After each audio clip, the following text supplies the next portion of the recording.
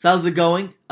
This is my first video on this political channel. We'll see how it goes. Who knows? I'm just gonna spend this video talking about, what transpired over the last 4 months, where we elected Donald Trump to be the 45th president of the United States, to the chagrin of a lot of Americans.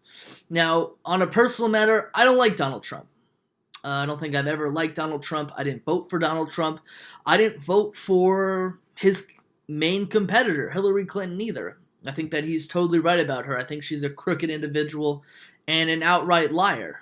She's someone who, again, claimed to be at a liberal standing, but had a lot of scandals in her wake, and she made a lot of mistakes before her campaign.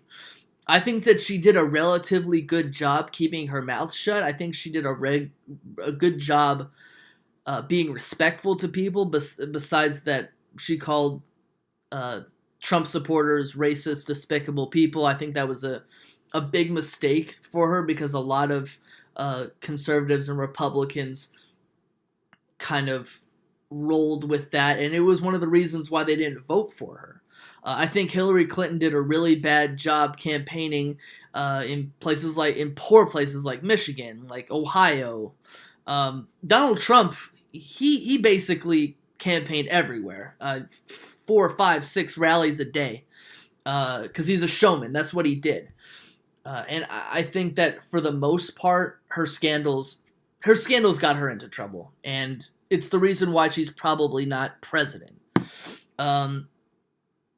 Now, here's the thing, I've been, kind of wrapping my mind around why people actually did vote for Donald Trump. What did he promise? He promised that he'd drain the swamp, which he said openly. He promised that he'd lock Hillary up. He promised that they'd build a wall on the U.S.-Mexican border, and he promised that he'd temporarily ban all Muslims. He got to where he is right now because he said just horrible and outrageous things.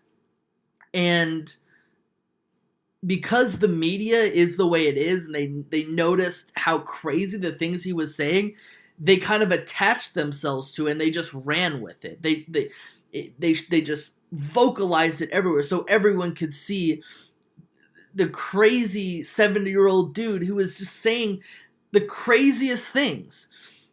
Let me just say that most of these promises, they're never going to come to fruition. He ran as somebody who claimed to be an honest man, but the thing we all know about Donald Trump is that he's not an honest man. Neither is Hillary Clinton. And I know that's like a deflection. Hillary's not the president. She didn't win. He's not an honest man.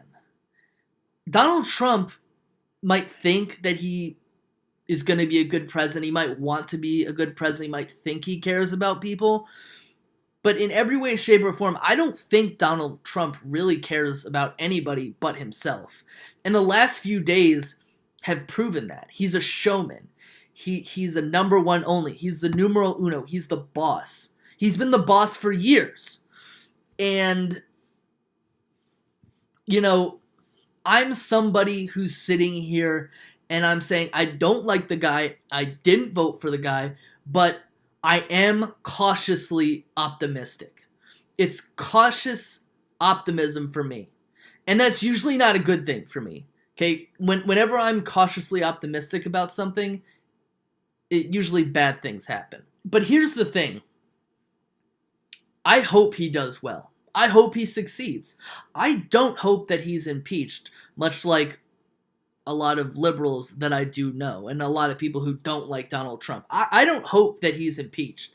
I hope he runs 4 years, and heck, if he does a good job, I hope that he runs 8 years this country. The problem is, I don't think that's going to happen. And, I didn't think he was going to get this far, so maybe I'm wrong. But Donald Trump comes off as somebody who has no idea what he's doing. He was very good at the campaigning process. He was very good at telling certain people what they wanted to hear. The people in Middle America, the Midwest, who they lost jobs. Where did people vote for Hillary? In the metropolitan areas, San Francisco, L.A., I believe Chicago, New York City, Austin, all voted for Hillary Clinton. But the thing is, while Barack Obama felt like, he was giving people more jobs, people were losing jobs in Middle America, and jobs were being gained in the big cities. So that's why people voted for Trump. And he said the most outrageous things, mind-blowing things, really. And now that he's president, he's going to have to be more presidential. He's going to have to be more respectful to people. They should take away his Twitter account. The thing is, the president is not only the most powerful person in the world, and most important, really, but he's a public servant. He needs to be a public servant. Someone needs to admonish this guy so that he's not bickering with people. He's not attacking people who criticize him. And a lot of people have gone out and they've, marched, after his inauguration. I wasn't a fan of his inauguration. I wasn't a fan of his speech, but I'm sure a lot of people were. I don't really care that not a lot of people were there. That doesn't matter. It was a rainy day. It was bad weather. Conservatives say that they were working until, his press secretary said that there was actually a lot of people there. So you're either working or you showed up to the inauguration. You can't do both at once. But I'm happy at the people who marched, the people who protested, the people who are conveying their First Amendment rights the way they want to. Because nobody else can tell you not to do that. Nobody can tell you that you can't march, that you can't convey your First Amendment rights. You know what I'm saying? If you want to march peacefully, if you want to protest peacefully, that's perfectly fine, and I'm cool with that. I'm not going to do it, but I'm sure a lot of other people are. Because at this point in time, I'm not upset with my place in this country. A lot of other people are, and they're allowed to do that. This country was founded off of protesting. This country was founded off of people vandalizing a tea boat in the Boston Harbor. That's how this country was founded. It's the most important thing right now is that we stay together as a country, really. You can trust the president, you can choose not to trust the president. I don't know 100% if I trust the president. But don't let anybody tell you that you can't protest, that you cannot peacefully protest. Because right now, the people who are saying that, 40 to 45% of the people in this country who are the people who are saying that, for the most part, they were probably protesting our president for the last 8 years. So don't tell me to go to Canada. Don't tell me to go to Mexico. Don't call me a libtard because you don't know me. Right? Because you protested our president, our former president, for 8 years. I didn't see you going to Mexico. I didn't see you going to Canada. I saw you just outright complaining for 8 years. No. For the most part, I'm going to treat Trump the same way I treated Obama. Okay?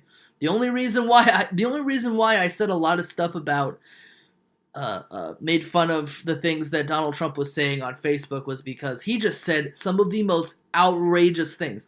And these were not things that Hillary was saying or Obama was saying. They were both relatively respectful to basically everybody.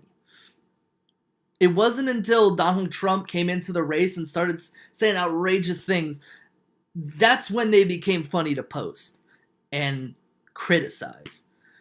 But that's all I got. I hope to make another video soon. Yeah.